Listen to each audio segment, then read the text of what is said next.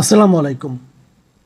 প্রিয় দর্শক, অন্য মঞ্চ অনুষ্ঠানে আপনাদের স্বাগত জানাচ্ছি। আসসালামু আলাইকুম। পশ্চিমবঙ্গের এবং আসামের নির্বাচনের পর এবং নির্বাচনে নাটকীয়ভাবে কট্টর হিন্দুত্ববাদী সংগঠন রাজনৈতিক দল বিজেপি ভারতীয় জনতা পার্টির বিজয়ের পর দেখেন কি কাণ্ডটা ঘটলো। অমিত শাহ বলছে যে নিরাপত্তার কারণে পশ্চিমবঙ্গের সাথে বাংলাদেশের সমস্ত সীমানা তারা সিল করে দিবে, মানে তারা বাংলাদেশের সঙ্গে কোনো সম্পর্কই রাখতে চায় না। অমিত শাহ দিল্লি থেকে উড়ে এসছে তার মুখ্যমন্ত্রী ঠিক করার জন্য কলকাতায় এসে সে মানে তারা একেবারে ওই পশ্চিমবঙ্গের মুসলমানরা তাদেরকে কেন ভোট দেয় নাই এই জিদ যেন বাংলাদেশের উপরে তুলতে যাচ্ছে, এরকম একটা উপক্রম।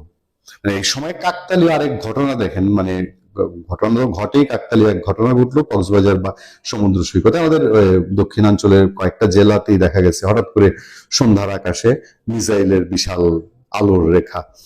মানুষ এভাবে আতঙ্কিত হয়েছে, যদিও বাংলাদেশের নৌবাহিনীকে আগে জানানো হয়েছে বলে আমরা সংবাদ মাধ্যম থেকে জানতে পেরেছি, কিন্তু হঠাৎ করে মানুষ এই মিসাইলের রেখা দেখে হতভম্ব হয়ে গেছে। কেউ কেউ ভাবছে এটা কি ইসরায়েল ইরান যুদ্ধের মিসাইল কিনা, আবার ভারত হঠাৎ করে কেন, পরে যখন জানা গেল যে ভারত দূরপাল্লার ক্ষেপণাস্ত্র পরীক্ষা করেছে সেটার আলো ভারতীয় সীমান্তে জল সীমার ভেতরে করেছে, বাট সেটা আলোর ঝলকানি আমাদের এখানে দেখা গেছে।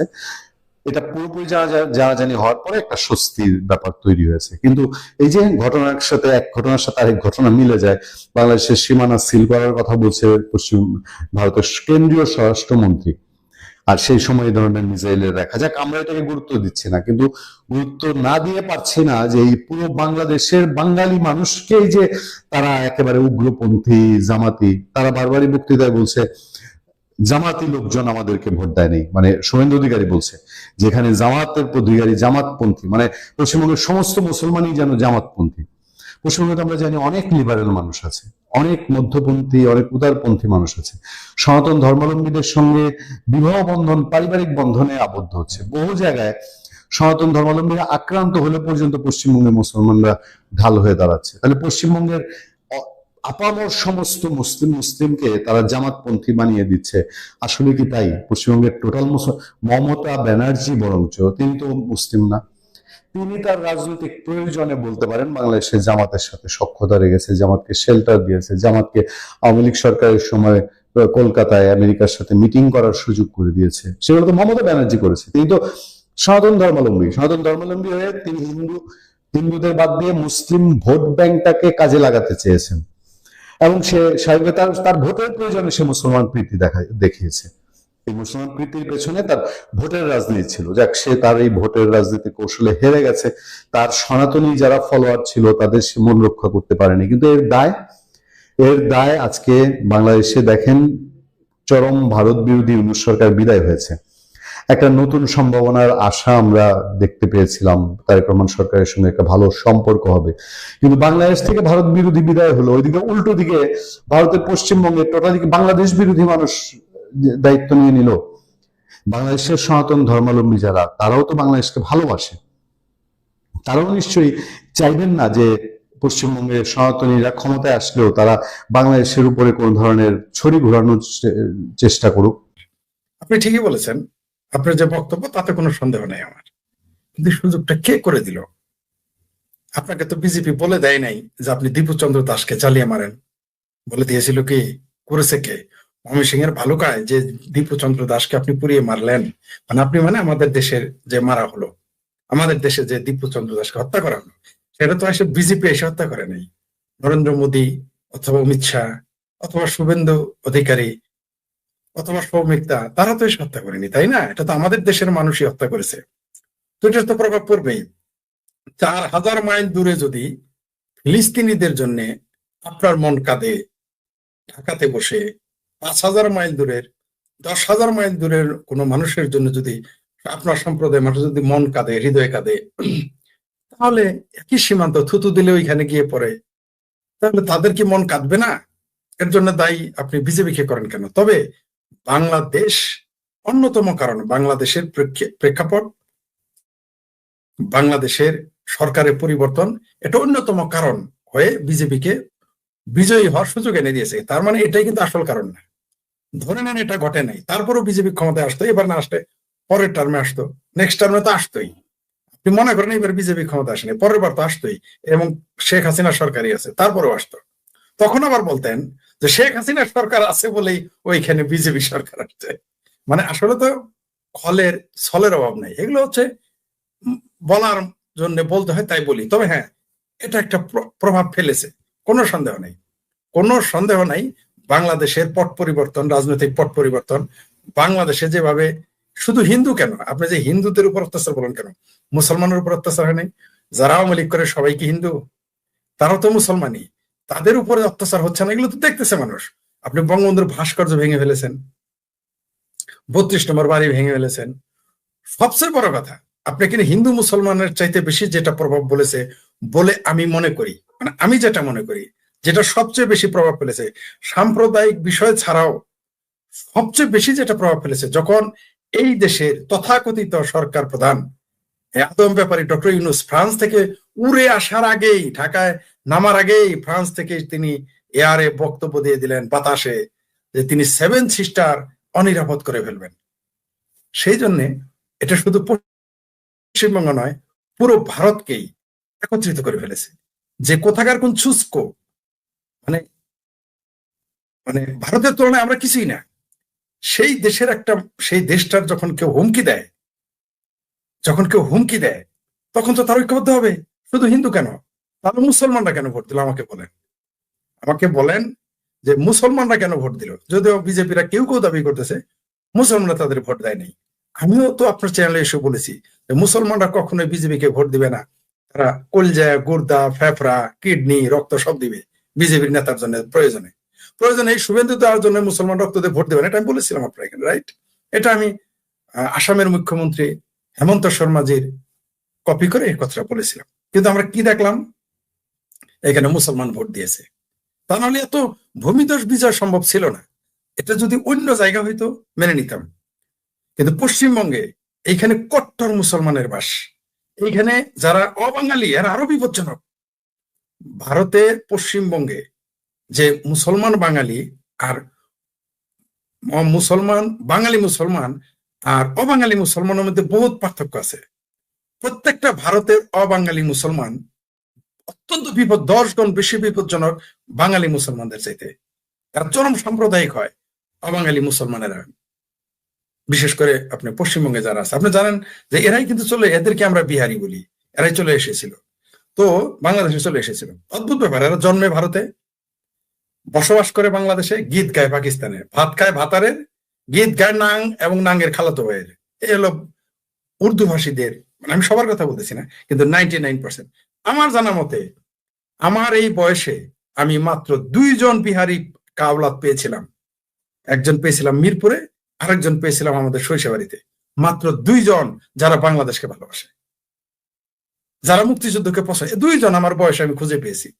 তাহলে আমি এটাকে তো বলতে পারি না যে বিহারিরা কেউ কেউ, এটা মানে এতগুলো বিহারি এই অঞ্চলে বাংলাদেশে মাত্র 2 জন পেয়েছিলাম আমার জীবনে, যারা বাংলাদেশকে ভালোবাসে, বাংলাদেশের প্রতি আন্তরিক, এবং যারা 71-এ মুক্তিযুদ্ধ বিরোধী, যুদ্ধাপরাধী, তাদের বিরুদ্ধে তারা কথা বলে। 2 জন পেয়েছিলাম, এবং সেটা আমি লিখেছিও আমার ফেসবুক পোস্টে।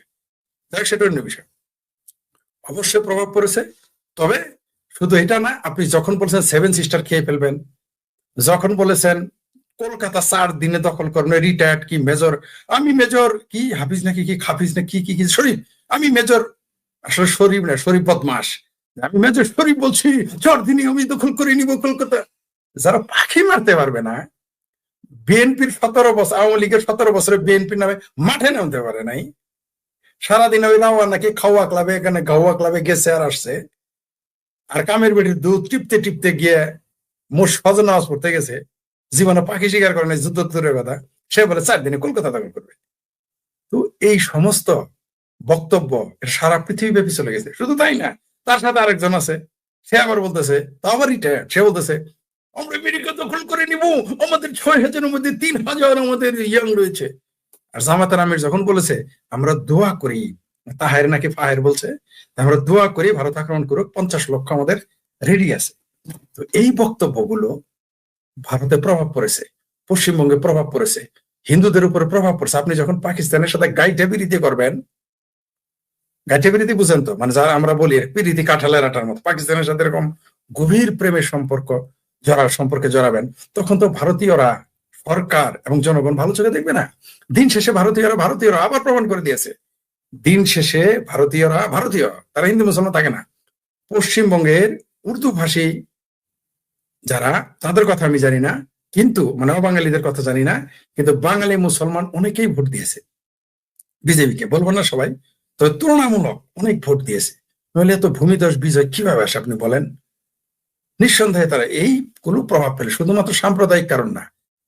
আপনি পাকিস্তানের জাহাজ নিয়ে আসবেন, আপনি এয়ারপোর্ট, আপনি চায়নার কথায়, পাকিস্তানের কথায়, তুরস্কের কথায়, আমেরিকার কথায় আপনি লাফালাফি করবেন, এটা তো ভারতীয়রা ভালো চোখে দেখবে না, কখনোই দেখবে না, প্রশ্নই আসে না। তো এটা তো প্রভাব পড়বে।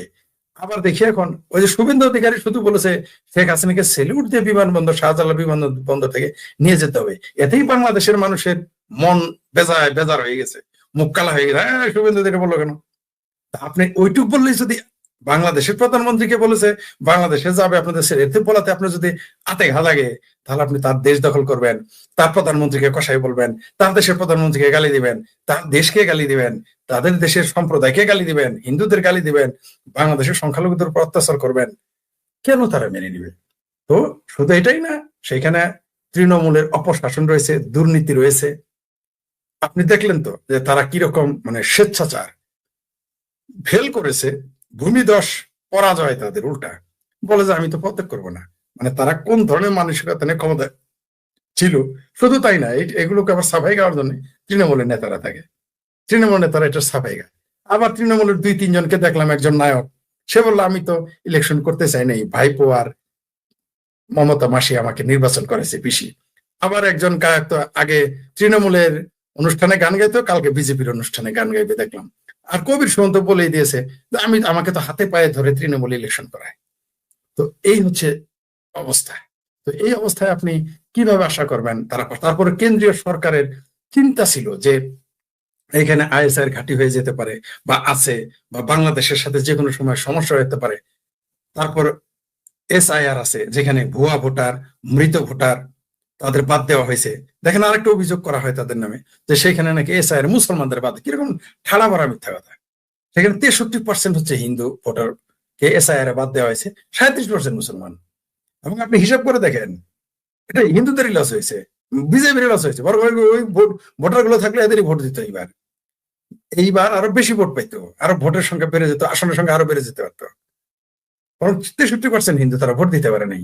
কারণ কার মনে কি কাজ করতেছে আপনি তো জানেন না। আপনার মনে হতে পারে, যেমন ধরেন বাংলাদেশের জামাতের যে হিন্দু কৃষ্ণনন্দী জামাতের ইসলাম কায়েম করতে আসছিল, মওদুদি ইসলাম, ঠিক আছে, মগা মওদুদির উম্মত যারা, তারা ইসলাম কায়েমের জন্য হিন্দু হিন্দু একজন কে নেতা এমপি বানাতে চাইছে, অথচ ইসলামে মুসলমান নামাজ না পড়লে তারে সমাজ থেকে বিতরণ করতে বলছে, আমাদের কাফের বলে। কিন্তু হিন্দুকে সে নমিনেশন দিয়ে দিল ইসলাম কায়েমের জন্য। আপনার কি ধারণা কৃষ্ণনন্দী জামাতে ভোট দিয়েছে? আপনার কি ধারণা? কৃষ্ণনন্দী যদিও নিজ প্রার্থী, কৃষ্ণনন্দী এত পাগল হয়নি। ওই যে আরেকটা আছে না, গোবিন্দ পারমাণবিক, যাকে আমি গালি দেই। এমনকি অনেক হিন্দু আছে না, যে ঐক্যফ্রন্টের যে চিটার যে বিজন কান্তি নাকি কি যেন হয়েছে, বিএনপির উপদেষ্টা কি সহকারী না কি যেন হয়েছে, নেতা হয়েছে বিএনপির। আপনার কি ধারণা এরা জামাতের ভোট দিবে কোনোদিন? কোনো কালে বাংলাদেশ শেষে দিলে দিতে পারে, আর কি বাংলাদেশের হিন্দুরা কোনোদিন ওদের পাগলা কুত্তায় যদি ওদের কামড়ায়, ওরা কোনদিন জামাতে দাঁড়িপাল্লা মার্কায় ভোট দিবে? 71-এ কারা নির্যাতিত হয়েছে, তারা ভুলে গেছে? মুসলমান মুসলমান ভাই ভাই কুল্লে আখে মুসলিমিন কি যেন বলে, মুসলমান ভাই ভাই সবাই খেয়ে গেল। হিন্দুরা কোন দুঃখে ভোট দিবে জামাতের? পাগলে কামড়াইছে তাদের, কোনোদিনই দিবে না। তেমনি যে ব্যক্তিটি তৃণমূলেরও ছিল, যখন তার মনে হইতো বাংলাদেশের মুসলমানরা বলতেছে ভারত দখল করে নেবে, কলকাতা দখল করে নেবে, দিল্লি দখল করে নেবে, 7 সিস্টার খেয়ে ফেলবে, গিলে ফেলবে, তো তখন তার ভারত প্রেম, দেশপ্রেম এবং তার ধর্মের জজবা জেগে উঠবে না? আপনার ধর্মের জজবা আছে, আপনি কৃষ্ণ আর কি ইসকনের যে নেতা চিন্ময় কৃষ্ণ দাস, এই নিরীহ মানুষটাকে আপনি বছর পর বছর জেল কাটাচ্ছেন কোনো অভিযোগ ছাড়াই, আর আপনি জঙ্গিদের ছেড়ে দিচ্ছেন, এটা প্রভাব পড়ে নাই? বাংলাদেশের মুক্ত চিন্তকদের জবাই করেছেন, মনে আছে? গণজাগরণ মঞ্চের আন্দোলনের সময় কিভাবে হত্যা করা হয়েছে, জঙ্গিবাদের উত্থান, এটাও প্রভাব পড়েছে। শুধু তাই না, শাপলা চত্বরের যে জঙ্গিবাদী জজবা, এগুলো প্রভাব পড়েছে। শুধু একটা কারণেই হয়নি, বহুবিধ কারণ আছে। বাংলাদেশে সংখ্যালঘু নির্যাতন, আওয়ামী লীগের উচ্ছেদ, মুক্তিযুদ্ধের প্রতি অশ্রদ্ধা দেখানো, এগুলো যেমন প্রভাব পড়েছে, তেমনি মমতা ব্যানার্জির এবং রাজ্যের যে সরকারি দল ছিল সরকারে, তাদের যে দুর্নীতি, অপশাসন, সেখানে মন্দির বন্ধ করে দেওয়া হয়েছিল। কলকাতার মতো জায়গায় সেখানে মন্দির বন্ধ রাখা হয় যে মুসলমানদের চেতনায় আঘাত লাগে। এটা হিন্দুরা মেনে নিবে? নিবে না। সেখানে 12 বছর পরে অনেক লোক বাড়ি ফিরেছে। আপনি জানেন, তৃণমূলের ক্ষমতার পতনের পরে অনেক লোক কলকাতায় বাড়ি ফিরেছে। তৃণমূলের প্রত্যেকটা অফিস ছিল জোয়ার আড্ডা, নারীদের সেখানে দর্শন করতো, অফিস বানাই হয়েছিল, তারা যা বলতো তাই হতো। তো এগুলো প্রভাব পড়ে নাই? আপনি ওই যে ফুরফুরার যে পীর, বন্ড পীর হোক আর জেনুইন পীর হোক, ফুরফুরার পীর কি বলেছে আপনি দেখেন, তার বক্তব্য শুনেন। হুমায়ুন কবির, তার বক্তব্যে প্রভাব পড়েছে। তিনি যে বিদ্রোহ ঘোষণা করেছেন এবং ইলেকশন করেছেন, এটা বিশাল প্রভাব, এটাও প্রভাব পড়েছে। আসাদুদ্দিন ওয়াইসি কলকাতায় এসে ভাষণ দেওয়ার পরে সে আবার হুমায়ুন কবির থেকে আলাদা হয়ে গেল, এগুলো প্রভাব পড়েছে। মুসলমান ভোট, যেটা আমি বলেছিলাম যে মুসলমান ভোট কাটবে না, আমি আপনার সাথে দ্বিমত পোষণ করেছিলাম, মনে আছে তো আপনার? কিন্তু আপনার অনুমানই সরে গেছে, মুসলমান ভোট কেটে গেছে।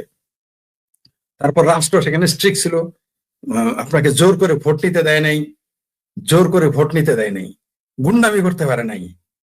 এই কারণে, নইলে এই এসআইআর যদি 2024 এর আগের ইলেকশনও হইতো, এইবারও ইলেকশন, গতবারই বিজেপি চলে আসতো। মানে এই না যে শুধু আওয়ামী লীগ পতন, আওয়ামী লীগের পতনের কারণ এই মুক্তিযুদ্ধের প্রতি ঘৃণা, ভারত গিলে ফেলবে, এগুলো প্রভাব পড়েছে। হিন্দু নির্যাতন, এগুলো প্রভাব পড়ছে, যার কারণে মমতা ব্যানার্জি সেখানে ভূমিধস পরাজয় গ্রহণ করতে বাধ্য হয়েছে। পাকিস্তানের স্বরাষ্ট্রমন্ত্রী সৈয়দ মহসিন রাজা নাকবি ঢাকা সফর করেছেন এবং তিনি আমাদের স্বরাষ্ট্র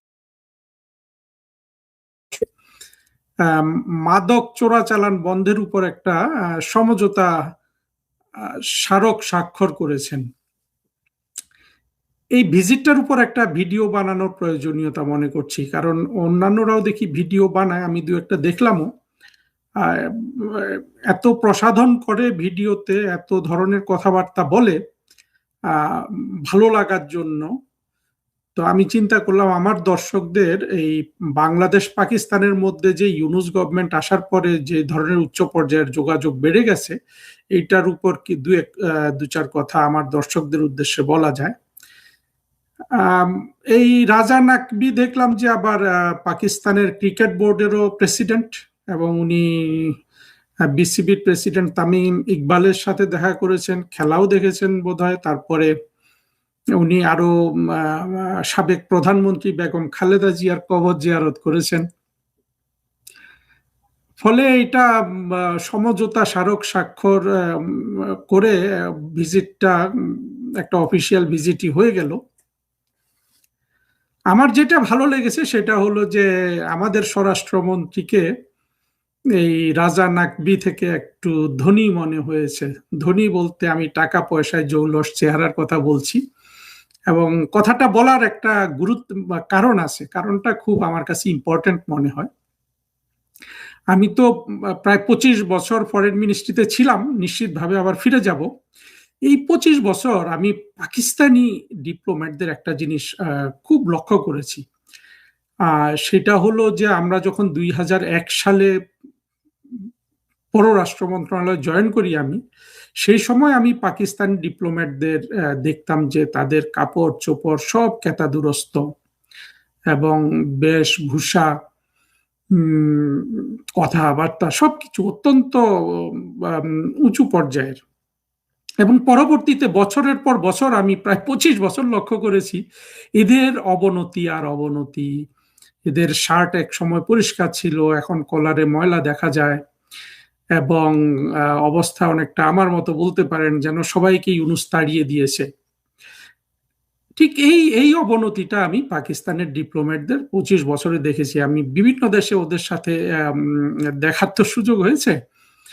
তো এটা হয়েছে কেন জানেন? পাকিস্তান রাষ্ট্রটা 2001 সাল পর্যন্ত, অর্থাৎ পারভেজ মোশাররফের কাল পর্যন্ত পাকিস্তান রাষ্ট্রের একটা উত্থান হয়েছিল। বিশেষ করে আবার জিয়াউল হক, তাদের যে প্রেসিডেন্ট, ওই সময় তো বিশাল রমরমা অবস্থা। পাকিস্তান জঙ্গি উৎপাদন করে, জঙ্গিদের বিক্রি করে মার্কিন যুক্তরাষ্ট্রের কাছে। পাকিস্তানের মধ্য দিয়ে পুরা মার্কিন যুক্তরাষ্ট্র আফগানিস্তানে গিয়ে যুদ্ধ করে, সোভিয়েতদের পতন ঘটায়। এবং পাকিস্তান রাষ্ট্রের এমনিতেও কিন্তু পরবর্তীতে এই বিশেষ করে লাদেনের টুইন টাওয়ার ভেঙে দেওয়ার পর থেকে পাকিস্তানের অবনতি শুরু হয়। কারণ হলো মার্কিন যুক্তরাষ্ট্র পাকিস্তানকে আর মানে ওই সময়টা পর্যন্ত লাদেনের একেবারে ১/১১ বলতে পারেন, লাদেনের এই টুইন টাওয়ার ভেঙে দেওয়ার আগের দিন পর্যন্ত মার্কিন যুক্তরাষ্ট্র পাকিস্তানকে এক দৃষ্টিতে দেখত। পরবর্তীতে মার্কিন যুক্তরাষ্ট্র পাকিস্তানের সাথে সম্পর্ক তারা রেখেছে, ভালো সম্পর্ক, অনেক কিছু দেয় ঠিক আছে, কিন্তু জটিলতায় আক্রান্ত হলো এই সম্পর্কটা। এবং ১/১১ পর থেকে এবং পাকিস্তান আরো নানানভাবে সন্ত্রাসবাদে জড়িয়ে পড়ে এই তাদের সব ক্ষেত্রে, পাকিস্তান রাষ্ট্রের সব ক্ষেত্রে যে অবনতি, সেটা পাকিস্তানি কূটনীতিকদেরও সেই অবনতি আমি খুব কাছ থেকে দেখেছি। এবং পাকিস্তান রাষ্ট্র তো পরে পার ক্যাপিটা জিডিপি বলেন, অর্থনীতি বলেন, সব দিক থেকে একেবারে দেউলিয়ার দিকে চলে গেল। আমাদের আমল, আমরা তো বাংলাদেশকে অনেক উন্নতি করলাম। এই কথাগুলো বলার আরেকটা কারণ হলো যে এটা তো খুব দুঃখ লাগে আমাদের, তাই না? এমন একটা রাষ্ট্র যার শুধু পতন আর পতন হয়েছে অন্তত ২৫ বছর, ২০-২২ বছর ধরে, তাকেই আমাদের এই আমাদের যে মুক্তিযুদ্ধের স্বাধীনতা বিরোধীরা আছে সেই রাষ্ট্রতেই ফিরে যেতে চায়, বাংলাদেশকে পূর্ব পাকিস্তান বানাতে চায়। বা এগুলো তো রাজনৈতিক কথা যে সেই রাষ্ট্রে ফিরে যেতে চায়, সেটাও না। বড় কথা হলো যে সেই রাষ্ট্রের প্রতি বাংলাদেশের স্বাধীনতা বিরোধীদের যে ভালোবাসা, এইটা কোন পর্যায়ে থাকতো। পাকিস্তান যদি একেবারে বলবো যে ভুট্টো থেকে পারভেজ মোশাররফ, ভুট্টোর পরে এসে তো আরো জিয়াউল হক, মূলত এরাই তো শাসক, তারপরে নওয়াজ শরীফ, বেনজির ভুট্টো শাসন করেছে কিছুদিন, আর পারভেজ মোশাররফ, এই কয়জনের আমলে পাকিস্তানের যে উত্থান হয়েছিল বা তাদের যে জৌলস ছিল, সেটা যদি ধারাবাহিকভাবে ২০২৬ পর্যন্ত যদি অব্যাহত থাকতো, তাহলে ২০২৪-এ বাংলাদেশের যে জঙ্গি কোয়ালিশন, তাদের কি অবস্থা হতো, তারা পাকিস্তানকে নিয়ে কি না করতো। দেখেন, পাকিস্তানের এত খারাপ দুর্দশা সত্ত্বেও কিন্তু তারা এখন পাকিস্তানের সাথে কি না করছে। আমরা অনেকগুলা উচ্চ পর্যায়ের এদের আসা যাওয়া দেখছি পাকিস্তান আর বাংলাদেশের মধ্যে, সামরিক বাহিনীর মধ্যে। আমরা এই স্বরাষ্ট্রমন্ত্রী ঢাকা আগমনকে সেই দিক থেকে দেখতে হবে। তবে পাকিস্তানের বোধহয় সবচেয়ে একেবারে রাষ্ট্রপ্রধান বা সরকার প্রধান পর্যায়ের শেষ ভিজিট আমার যতদূর মনে পড়ে ওই ২০০১ সালেই ছিল। জেনারেল পারভেজ মোশাররফ পাকিস্তানের প্রেসিডেন্ট হিসাবে আমাদের প্রধানমন্ত্রী বেগম খালেদা জিয়ার আমন্ত্রণে বাংলাদেশ সফর করেন। এরপরে পাকিস্তানের কোনো প্রধানমন্ত্রী বা প্রেসিডেন্ট বাংলাদেশ সফর করেছে বলে আমার মনে হয় না, করে নাই। কারণ এরপরে তো খালেদা জিয়ার ২০০১ থেকে ২০০৬-এর মধ্যে একবার প্রেসিডেন্ট এসে, এটা তো যথেষ্ট একবার। তারপরে তো ফখরুদ্দিন, মঈনুদ্দিন হয়ে শেখ হাসিনার সরকার, ইউনূসের সরকার, এইভাবে গেল। ফলে একটা দীর্ঘ সময় ১৬ বছর তো আসলে পাকিস্তান থেকে কোনো সরকার প্রধানের বাংলাদেশ ভ্রমণ করার সুযোগই ছিল না, যেহেতু ক্ষমতায় ছিল মুক্তিযুদ্ধের পক্ষে শক্তি। এটার পতনের পর, অর্থাৎ পতন কথাটা আমি বলি না, প্রধানমন্ত্রী শেখ হাসিনার দৃশ্যপট থেকে সরে যাওয়ার পর পাকিস্তানের সাথে যোগাযোগ অনেক তীব্র, মানে খুব একেবারে খুব ঘন ঘন আসা যাওয়া করছিল ইউনূসরা। পরে দেখা গেল যে, যেটা আমার কাছে মনে হলো যে তারেক রহমান ক্ষমতায় আসার সময়, বিশেষ করে বেগম খালেদা জিয়ার দাফনে ভারতের পররাষ্ট্রমন্ত্রী এবং নরেন্দ্র মোদীর চিঠি, যেটাতে অনেক আতিশয্য দেখা গেছে, আর সেই সময়টা মনে হলো যে পাকিস্তান একটু মনক্ষুণ্ণ ছিল। কারণ আমরা শুনেছিলাম পাকিস্তানের যে উপপ্রধানমন্ত্রী এবং পররাষ্ট্রমন্ত্রী ইসহাকদার আসবেন, তিনি আসেননি, এসেছেন পাকিস্তানের পার্লামেন্টের স্পিকার। পাকিস্তানের পার্লামেন্ট তো এমনিতে খুব একটা গুরুত্বপূর্ণ জিনিস না, যেহেতু এটা সামরিক বাহিনী নিয়ন্ত্রিত একটা দেশ। গুরুত্বপূর্ণ না হোক, ওই পার্লামেন্টারি স্পিকার তো সাধারণত ওয়ারেন্ট অফ প্রেসিডেন্সি উপরের দিকে থাকে, কিন্তু ওই ভদ্রলোক অত পরিচিত না যে রকম তাদের যে উপপ্রধানমন্ত্রী এবং পররাষ্ট্রমন্ত্রী পরিচিত, উনি আসলেন না। তখন মনে হচ্ছিল যে পাকিস্তান একটু মনে হয় তারেক রহমানের সাথে ভারতের যে সম্পর্ক খুব উষ্ণ, সেটা দেখে তারা বোধহয় একটু মাইন্ড টাইন্ড করেছে, এটা মনে হলো। কিন্তু পরবর্তীতে তো তারেক রহমানের সরকার যা যা করছে, এটাতে আমার মনে হয় না ভারতীয়দের কোনো খুশি হওয়ার কারণ আছে। এবং আমি তখনও বলেছিলাম, এখনো বলছি যে 24-এর জঙ্গি কোয়ালিশনের যে কোনো পার্টনারের সাথে ভারত তার অভ্যন্তরীণ রাজনীতির কারণে সুসম্পর্ক করতে পারে, মানে কিছুদিনের জন্য, কিন্তু দীর্ঘমেয়াদে ভারতের জন্য এটা কোনোভাবেই ভালো হবে না। কারণ হলো যে, কারণটা খুবই সিম্পল, যে যারা বিএনপি থেকে শুরু করে যারাই বাংলাদেশে রাজনীতি করে, অর্থাৎ আওয়ামী লীগ ছাড়া, এরা সবাই তো ভারত ঘৃণা, হিন্দু ঘৃণা কিংবা ভারত বিদ্বেষ এবং মিথ্যার উপর প্রতিষ্ঠিত বিদ্বেষ প্রচার করে তো তারা বাংলাদেশের রাজনীতির ক্যাপিটালটা বানিয়েছে। সেটা তো বিএনপির ক্ষেত্রেও কম যায় না। তো সেই দিক থেকে চিন্তা করলে ঐতিহাসিকভাবে তারেক রহমানের সরকারের সাথে ভারতের সুসম্পর্ক হওয়া খুব জটিল। আমি অবশ্য আশা করেছিলাম তারেক রহমানের মঙ্গল কামনা করে এবং বিএনপির মঙ্গল কামনা করে যে ভারতের সাথে একটা সুসম্পর্ক তারেক রহমানের সরকারের হোক, এটা বাংলাদেশের জন্য মঙ্গল হতো। বাংলাদেশে যদি দুইটা বড় দল বিএনপি আর আওয়ামী লীগ ভারতের সাথে নির্ভেজাল সুসম্পর্ক করতে পারত, তাহলে যেটা হতো যে আমাদের মুক্তিযুদ্ধের পক্ষের একটা রাজনীতি দাঁড়িয়ে যেত পরোক্ষভাবে। সেইটা আমি আর কোনো আমি কখনো এটা হবে বিশ্বাস করি নাই, কিন্তু প্রত্যাশা ছিল। কিন্তু পরবর্তীতে যা দেখছি তাতে আর ইয়ে করার, বিশ্বাস করার, এখন আর এগুলো বিশ্বাস করার কোনো কারণ নাই। এবং আমি পাকিস্তান হাই কমিশনের আজকে ফেসবুকে গেলাম, গিয়ে দেখলাম যে পাকিস্তানের হাই কমিশনার অনেক কিছু করছে বাংলাদেশে। মানে আর এই পাকিস্তানের এখন যে হাই কমিশনার আছেন ইমরান হায়দার, উনি খুব ভালো একজন ডিপ্লোম্যাট, খুবই দক্ষ এবং খুবই কম্পোজড একটা মানুষ। তো পাকিস্তান সবসময় বাংলাদেশে খুব তাদের ভালো ডিপ্লোম্যাটদেরই পাঠায়, সেটা ঠিক আছে। সেটা ভারতও পাঠায়, আমরাও পাঠাই আমাদের সাধ্যমতো। বিশেষ করে ভারতে আমরা ভালো ডিপ্লোম্যাটদের পাঠানোর চেষ্টা করি, এগুলো সব ঠিক আছে। কিন্তু পাকিস্তানের স্বরাষ্ট্রমন্ত্রী আর বাংলাদেশের স্বরাষ্ট্রমন্ত্রী যে সমঝোতা স্মারক স্বাক্ষর করলেন, এটা আমি আসলে অনেকক্ষণ বুঝতেই পারিনি যে এটা একটা মানে মাদক পাচার রোধের স্মারক। আমি ভেবেছিলাম একটা মানব পাচার রোধেরটা আমার মাথায় কেন ক্লিক করলো, কারণ হলো পাকিস্তান হয়ে বাংলাদেশের অনেক মানব পাচার হয়। আমি যখন 2001 সালে 2-3-4 সালে ডেস্ক অফিসার ছিলাম, এই পাকিস্তান ইন্ডিয়া এই ডেস্কগুলা আমি দেখতাম, কাজ করতাম অ্যাসিস্ট্যান্ট সেক্রেটারি হিসাবে। এবং পাকিস্তানে প্রচুর বাংলাদেশি ভিসা করে যেত, এরা মূলত পাকিস্তান পর্যন্ত বিমানে যেত, তারপরে ইরান, তুরস্ক, গ্রিস হয়ে এরা ইউরোপে ঢুকে যেত। এরকম প্রচুর মানুষ যায়। এটা আমি পরে আরো ভূমধ্য সাগরের এই পার ওপারে চাকরি করার সময় গ্রিস, তারপরে ইটালি, মিশর, এগুলোতে চাকরি করার সময় দেখেছি। তো সেই দিক থেকে যদি মানব পাচার রোধে যদি একটা সমঝোতা স্মারক হতো, তাহলে হয়তো এটা প্রাসঙ্গিক হতো। এখন মাদক চোরাচালান রোধে এটা কি উদ্দেশ্য তাদের, অনেকে এটার অনেক গূঢ় উদ্দেশ্য বের করছে। বিষয়টা খটকা লাগে, কিন্তু এটা কি উদ্দেশ্য থাকতে পারে? তারা কি কি ধরনের মাদক চোরাচালান বন্ধ করবে? সবাই প্রশ্ন তুলছে যে দুই দেশের মধ্যে তো কোনো সীমানাই নেই, এখানে মাদক পাচার আসে কোত্থেকে? জঙ্গি পাচার, মানব পাচার, এগুলা হতে পারে। আর ইউনুস বোধহয় চেয়েছিল যে বিমানের বা পিআই এর ফ্লাইট করবে ঢাকা করাচির মধ্যে, সেটা তো তারা করে ফেলতো আমার ধারণা, কিন্তু করতে পারে নাই। কারণ হলো যে ভারতের আকাশ সীমা তো পাকিস্তানের জন্য বন্ধ, পাকিস্তানের আকাশ সীমা বোধহয় ভারতের জন্য বন্ধ। তো এই ফ্লাইট যদি চালু করে, তাহলে এই বিমান তো ওই যে কাতার হয়ে যেতে হবে, মানে হয় কাতার হয়ে যেতে হবে, না হলে ওই চীন হয়ে যেতে হবে।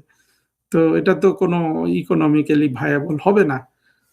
এছাড়া দেখলাম যে ব্যবসা বাণিজ্য করছে তারা, অর্থাৎ ব্যবসায়ীদের নিয়ে আসছে, দিয়ে আসছে, এইরকম অনেক কিছু করছে। পাকিস্তানের সাথে। তো এই এই এই অবস্থাটা ভারতের জন্য মোটেই সুখকর নয়। কারণ হলো পাকিস্তান বাংলাদেশে সবসময় একটা আলটেরিয়র মোটিভ নিয়ে আসে। সেই আলটেরিয়র মোটিভের মধ্যে একটা হলো যে পাকিস্তান ওই ওই ওই এটাই তাদের রয়ে গেছে যে মানে পূর্ব পাকিস্তান, ওই জিনিসটা পাকিস্তানিরা সাধারণত ভুলতে পারে না। আমি পাকিস্তানের ডিপ্লোম্যাট দেখছি, যদিও তাদের অনেক আওয়ামী লীগ সরকারের সময় তো ওরা আসলে খুবই কাচুমাচু করে থাকতো, কিন্তু আমি যে সময়টা ঢাকায় ছিলাম ওই বিএনপির 2001 থেকে 6 সালে, ওরা খুব প্যাট্রোনাইজিংলি কথা বলতো। সেই সময় পাকিস্তান হাই কমিশনে একটা ফার্স্ট সেক্রেটারি ছিল রাফিউজ্জামান, যার সাথে আমার খুব যোগাযোগ হতো। পরে এই রাফিউজ্জামানকেও পাকিস্তান বাংলাদেশে হাই কমিশনার করেছিল কয়েক বছর আগে। তো পাকিস্তানের অনেক মানুষের ওই দৃষ্টিভঙ্গিটা আছে যে বাংলাদেশ তাদের ছোট ভাই। এটা অবশ্য বাংলাদেশের জঙ্গি মৌলবাদী স্বাধীনতা বিরোধীরা ভারত সম্পর্কেও বলে যে মানে এটা এই সমস্যাটা রয়েই গেল।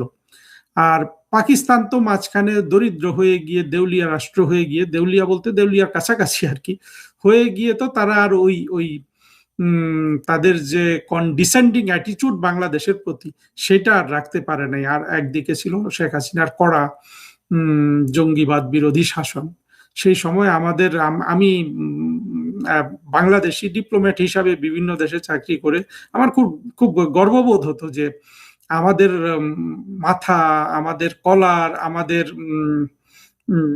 সবকিছু পাকিস্তানের চেয়ে উচ্চতর আর কি। যে জিনিসটা আবার ইউনূস এসে এখন তারেক রহমান হারিয়ে দিচ্ছে। এটা অবশ্য এই ক্ষেত্রগুলোতে আমি অন্য কোনো দেশ হলে বলতাম না, কিন্তু পাকিস্তান তো কখনো বাংলাদেশের ভালো চাইবে না। পাকিস্তান চাইবে বাংলাদেশ হয় দরিদ্র হয়ে যাক, যেটা ইউনূসের আমল থেকে শুরু হয়েছে। সেখানে পাকিস্তান খুবই খুশি, এখন এটাই চাচ্ছে। আর একদিক থেকে তারা অনেক আসা যাওয়া করতে পারছে বাংলাদেশে। এখন কোথায় কি করছে, কোথায় কোন জায়গায়, আগে দেখা গেছে যে মানে এগুলো হিসাবে আছে, অভিযোগ হিসাবে আছে যে পাকিস্তানের গোয়েন্দা সংস্থা আইএসআই এবং পাকিস্তানি কূটনীতিকরা বাংলাদেশে অনেক কার্যক্রম চালায়। তারা উলফাকে সহযোগিতা করে, ভারতের বিভিন্ন জায়গায় ডিস্টাবিলাইজ করার জন্য জঙ্গি পাঠায়, এই ধরনের অভিযোগ কিন্তু আছে। তো এই ধরনের আসা যাওয়া এখন যত বাড়ছে, এবং বিশেষ করে স্বরাষ্ট্রমন্ত্রী তো অত্যন্ত গুরুত্বপূর্ণ একটা ব্যক্তি, সেই স্বরাষ্ট্রমন্ত্রী যখন আসে যায়, আরো কি হয় দেখা যাক ভবিষ্যতে। শাহবাজ শরীফ বাংলাদেশে আসে কিনা বা তারেক রহমান পাকিস্তানে যান কিনা, আমরা এগুলা ভালোভাবে লক্ষ্য করব। কিন্তু মূলত যেটা হচ্ছে দুই দেশের মধ্যে, এটা ভারতের জন্য যথেষ্ট অস্বস্তির কারণ হবে।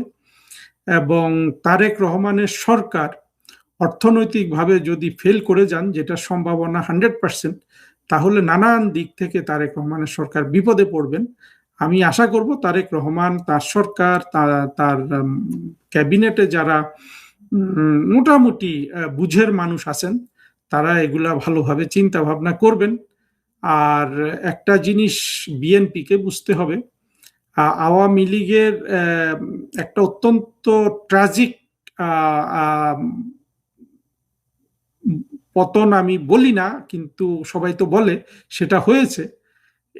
তারপরেও কিন্তু ইতিহাস এবং সভ্যতার যে শক্তি, সেই শক্তির জোরে আওয়ামী লীগ টিকে গেছে।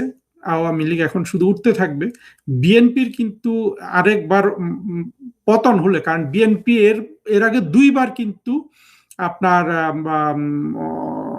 অস্বাভাবিকভাবে পতন হয়েছে। বিশেষ করে 1996 সালে যে বিএনপি সরকারের, সেটাও কিন্তু গণ আন্দোলনের মুখে, যদিও একটা স্বাভাবিক পতন মানে হওয়ার কথা ছিল। 2 বছর আওয়ামী লীগ বিএনপি সরকারের বিরুদ্ধে আন্দোলন করেছে, এবং তার পরবর্তীতে খালেদা জিয়ার যে সরকার 2006 সালে, তারেক রহমান যেটার সত্যিকারের সবচেয়ে ক্ষমতাধর ব্যক্তি ছিলেন, তারাও কিন্তু 2006 সালে গণ আন্দোলনের মুখে তারা কিন্তু ক্ষমতা ছেড়েছেন। তারা কিন্তু ইলেকশনটাকে ম্যানিপুলেট করার জন্য কোনো চেষ্টা বাকি রাখেন না, এগুলো বাংলাদেশের মানুষ জানে। আর শেখ হাসিনার সরকারের 2বার সরে যাওয়া পতন বলেন যদি, সেটা হলো 2001 সালে শেখ হাসিনা একেবারে পরিপূর্ণ শান্তিপূর্ণভাবে বাংলাদেশের সংবিধানে যেভাবে আছে সেইভাবে তিনি ক্ষমতা ছেড়েছেন। বাংলাদেশের আর কোনো সরকার প্রধানের এইভাবে ক্ষমতা ছাড়ার কিন্তু নজির নাই। বঙ্গবন্ধুকে তো স্বাধীনতা বিরোধীরা মেরে ফেললো, পরে প্রেসিডেন্ট জিয়াউর রহমানকে সামরিক বাহিনীর একটা অংশ মেরে ফেললো, তারপরে আসলেন জেনারেল এরশাদ, উনি গণ আন্দোলনের মুখে ক্ষমতা ছেড়েছেন। তারপরে আসলেন খালেদা জিয়া, তিনি গণ আন্দোলনের মুখে ক্ষমতা ছেড়েছেন, যদিও মেয়াদ পূরণ করেছেন। তারপরে আসলেন শেখ হাসিনা, তিনি শান্তিপূর্ণভাবে ক্ষমতা ছেড়েছেন। তারপরে আসলেন খালেদা জিয়া, তিনি গণ আন্দোলনের মুখে ক্ষমতা ছাড়লেন। পরবর্তীতে আসলেন শেখ হাসিনা, তিনি জঙ্গি উত্থানে ক্ষমতা ছাড়লেন। চিন্তা করে দেখুন, এই সংক্ষিপ্ত ইতিহাসে দেখবেন যে একমাত্র শেখ হাসিনার রেকর্ড আছে শান্তিপূর্ণভাবে ক্ষমতা ছাড়া, পরবর্তীতে জঙ্গি উত্থানে উনি ক্ষমতা থেকে সরে গেছেন। বিএনপি যদি আবার অস্বাভাবিকভাবে ক্ষমতা ছাড়ে, তারেক রহমান তো বিপদে পড়বেনই। বিএনপি কিন্তু যেটা এই পর্যন্ত হয় নাই, কারণ বাংলাদেশে তাদের অনেক সমর্থন আছে, সেই অস্তিত্ব বিএনপি আর ধরে রাখতে পারবে না। ফলে আমি মনে করি বিএনপির সরকার যা কিছু করবে, বিদেশ সফর বা বিদেশিদের এখানে নিয়ে আসা, কূটনীতি, চীন, যুক্তরাষ্ট্র, ভারত, রাশিয়া, যেখানে যেখানে যাই করেন, কিন্তু এগুলো কিন্তু মাথায় রেখে ওনাদের কাজ করা উচিত। এবং সেটা করতে হলে যে এখানে সাকসেসফুলি টিকে থাকতে হলে যেই ধরনের বিচার বিবেচনা বোধ দরকার, যেই ধরনের আইডিওলজিক্যাল চেঞ্জ দরকার তারেক রহমান এবং বিএনপির, সেটা তো আসলে হয় না। কথাগুলো বলার জন্য বলা, সদুপদেশ হিসাবে দেয়া, সেগুলো হয় নাই। ফলে বিএনপির জন্য আসলে নানান দিক থেকে আমি শুধু বিপদই দেখতে পাচ্ছি। এবং সেই বিপদ বাংলাদেশে আওয়ামী লীগকে যেমন সরকার আনবে, তেমনি বাংলাদেশে যারা স্বাধীনতা বিরোধী জঙ্গি মৌলবাদী আছে তাদের আরো বেশি ক্ষমতাধর করার একটা সুযোগও সৃষ্টি করতে পারে। আর আমাদের মুক্তিযুদ্ধের পক্ষে শক্তির এইখানে টার্গেটটা থাকা উচিত সবসময় আগের মতো ভুল না করে যারা সরাসরি জঙ্গি মৌলবাদী তাদেরকে রাজনৈতিক এবং অর্থনৈতিকভাবে শূন্য করা, এবং যতটা পারা যায় বাংলাদেশে একটা টেকসই মুক্তিযুদ্ধের চেতনাপন্থী বিরোধী দল তৈরি করা, যেটা বিএনপির সুযোগে নিশ্চিতভাবে এটা জাতীয় পার্টিকে দিয়ে করতে হবে এবং এটা শক্তিশালীভাবে করতে হবে। করে আওয়ামী লীগ সরকার এই অল্টারনেটিভলি তাদের সাথে ক্ষমতা যদি পরিবর্তন করে, তাহলে একটা শক্তিশালী মুক্তিযুদ্ধের পক্ষের দলও দাঁড়াবে, আর আওয়ামী লীগ তো তার জায়গায় থাকলোই। এই পদ্ধতিটা চিন্তা করা যেতে পারে ভবিষ্যতে। আমি বলছি না কি হবে, কারণ এখনো সবকিছু স্পষ্ট না। বিএনপির হাতে সুযোগ আছে, বিএনপি এই সুযোগ হারালে অবশ্যই বাংলাদেশে এরপরে যেই দলটা আছে আধা ইসলামিক আধা সেকুলার, সেই জাতীয় পার্টি, ওদেরকে টেনে তোলা ছাড়া আসলে মুক্তিযুদ্ধের পক্ষে শক্তির জন্য হয়তো বা কোনো বিকল্প থাকবে না। ত্রয়োদশ জাতীয় সংসদ নির্বাচনে বিএনপির জয়ের পর প্রথম সংবাদ সম্মেলনে বাংলাদেশের প্রধানমন্ত্রী তারেক রহমানকে এক বিদেশি সাংবাদিক প্রশ্ন করেছিলেন, বাংলাদেশে এখনো অনেক মানুষ আওয়ামী লীগের সমর্থক, তাদের সঙ্গে রিকনসিলিয়েশন কিভাবে হবে? তারেক রহমানের উত্তর ছিল আইনের শাসন নিশ্চিত করার মাধ্যমে। কিন্তু তারেক রহমানের প্রধানমন্ত্রীত্বের 1 মাসের মধ্যে দেখা মিলে সেই আইনের শাসনের নমুনা, যেটির নাম শোন অ্যারেস্ট বা গ্রেফতার দেখানো। আর এর জন্য হাতিয়ার হিসেবে ব্যবহার করা হচ্ছে বিশেষ ক্ষমতা আইন এবং সন্ত্রাস বিরোধী আইনের মতো কিছু নিবর্তনমূলক আইন। বিবিসি বাংলার খবরে বলা হচ্ছে, এসব মামলা আর শোন অ্যারেস্ট থেকে মুক্তি মিলছে না স্কুলগামী শিক্ষার্থীদেরও। বিএনপি সরকার গত 3 মাসে এই শোন অ্যারেস্ট এখন বিরাট বাণিজ্যের রূপ নিয়েছে। বিশেষ করে জুলাই আন্দোলনে সারা দেশে সহিংসতার ঘটনায় করা মামলাগুলোয় ঢালাওভাবে আসামি করার অভিযোগ আছে। এসব মামলায় আদালত থেকে জামিন পাওয়ার পরও কারা মুক্তি মিলছে না অনেক আসামির। জামিনের পর কারামুক্তির আগেই দেখানো হচ্ছে অন্য কোনো মামলায় শোন অ্যারেস্ট। এমন ঘটনা অহরহই ঘটছে। কাগজে কলমে জামিন মানে মুক্তি নিশ্চিত হলেও বাস্তবে কারাগারের দরজা খুলতে লাগছে 5 স্তরের অদৃশ্য পুলিশ ক্লিয়ারেন্স। জামিন, কারামুক্তি ও শোন অ্যারেস্ট ঘিরে প্রতিটি ধাপই আছে অনিয়ম ও বাণিজ্যের অভিযোগ। আওয়ামী লীগ কিংবা এর অঙ্গ সংগঠনগুলোর বড় নেতাদের ক্ষেত্রে সরকারি সিদ্ধান্তে দেখানো হচ্ছে সোন অ্যারেস্ট, আর দলটির মাঝারি ও তৃণমূল নেতাদের জামিন হলে 5 স্তরে টাকা না দিলে কপালে জুটছে নতুন মামলায় সোন অ্যারেস্টের ঝক্কি। গত মার্চে মাগুরা শহরের জামরুল তলায় জেলা আওয়ামী লীগের কার্যালয় উদ্বোধন ও দলীয় কর্মসূচিতে অংশ নেন মাগুরা জেলা মহিলা আওয়ামী লীগের সহসভাপতি ও সদর উপজেলা পরিষদের সাবেক মহিলা ভাইস চেয়ারম্যান কাজী সোনিয়া সুলতানা। ওই ঘটনার পরদিন স্বেচ্ছাসেবক দলের এক নেতার করা মামলায় তাকে গ্রেপ্তার করা হয়। বৃহস্পতিবার 7 মে হাইকোর্ট থেকে তিনি জামিন পান। জামিনের কাগজপত্র কারাগারে পৌঁছানোর পর শুক্রবার সকালে তাকে মুক্তি দেওয়া হয়।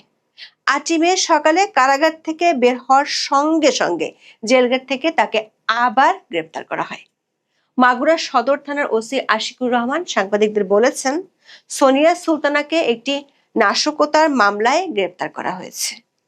বিএনপি নেতাদের দায়ের করা মামলায় প্রায় 1 মাস ধরে জামালপুর জেলা কারাগারে ছিলেন স্থানীয় আওয়ামী লীগের 6 নেতা। আদালত থেকে জামিন পাওয়ার পর জামিনের আদেশের কপি কারাগারে পৌঁছালে তারা কারামুক্ত হন।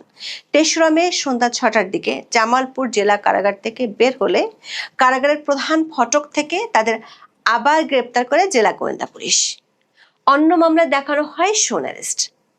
বরগুনা আমতলী উপজেলা আওয়ামী লীগের যুগ্ম সাধারণ সম্পাদক ও আমতলী উপজেলার চওড়া ইউনিয়ন পরিষদের চেয়ারম্যান বাদল খানকে একইভাবে গ্রেপ্তার করা হয় গত 30 এপ্রিল। আমতলী পৌরসভা কার্যালয় ভাঙচুরের অভিযোগে গত 10 এপ্রিল রাতে তাকে একটি অনাথ আশ্রম থেকে গ্রেপ্তার করে যৌথ বাহিনী।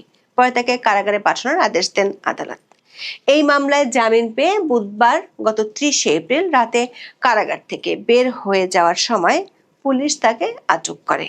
পরে বিস্ফোরণ দ্রব্য আইনে দায়ের করা মামলা এবং বিশেষ ক্ষমতা আইনে দায়ের করা মামলায় তাকে সোন অ্যারেস্ট দেখানো হয়। এর আগে গত 17 মার্চ লালমনিরহাট কালীগঞ্জ উপজেলার মাদাতি ইউনিয়ন পরিষদের চেয়ারম্যান জাহাঙ্গীর আলম বিপ্লব আদালত থেকে জামিন পেয়ে কারাগার থেকে মুক্তি পাওয়ার পরপরই আবারও তাকে গ্রেফতার করা হয়।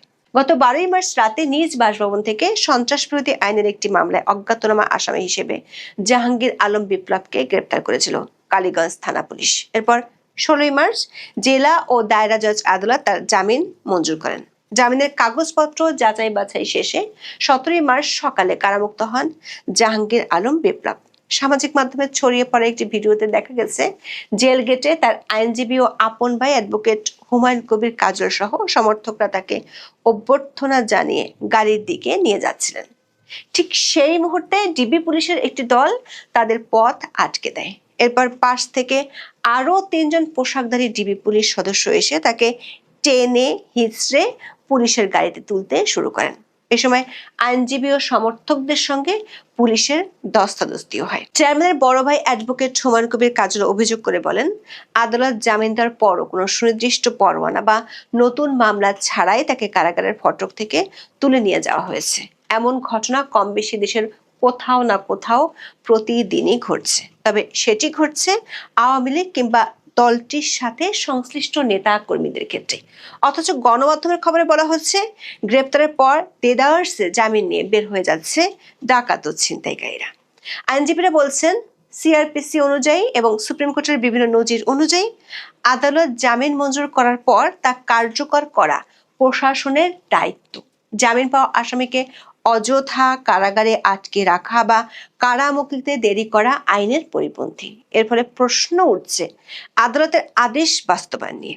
দেখা গেছে জামিন আদেশ জারির পর আসামিকে মুক্তি পেতে ক্লিয়ারেন্সের জন্য প্রথমে ডিসি প্রসিকিউশন, বিভাগীয় পুলিশ কার্যালয়, গোয়েন্দা বিভাগ, সংশ্লিষ্ট থানা হয়ে আবার কারাগারে পাঠানো হয়।